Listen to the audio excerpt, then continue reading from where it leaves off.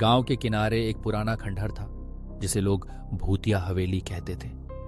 कहा जाता था कि वहां रात के समय अजीब आवाजें सुनाई देती थीं।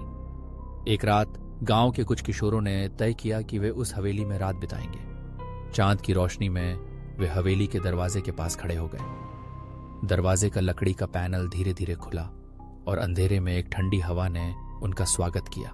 भीतर जाते ही उन्हें दीवारों पर अजीब चित्र दिखाई दिए। कुछ चित्रों में लोग डरावने चेहरे बनाते हुए नजर आ रहे थे, जबकि कुछ चित्रों में खून के धब्बे थे। किशोरों ने हिम्मत जुटाई और आगे बढ़े। अचानक एक तेज चीख सुनाई दी। सबने एक दूसरे की ओर देखा, लेकिन कोई नहीं बोला। डर ने उन्हें जकड़ लिया था। जैसे ही वे एक कमरे में पहुंचे, अचानक दरवाजा बंद हो गया। कमरे में एक पुरानी अलमारी थी जिसके दरवाजे थोड़े खुले थे। उनमें से एक किशोर ने अलमारी खोलने की कोशिश की। जैसे ही उसने दरवाजा खोला, एक पुरानी महिला की कंकाल जैसी आकृति बाहर आई। उसकी आंखें गहरी थीं और उसने एक भयानक आवाज में कहा, तुम यहां क्यों आए हो? किशोरों ने डर के मारे भागने की कोशिश की, लेकिन दरवाजे ने उन्हें बंद कर दिया था।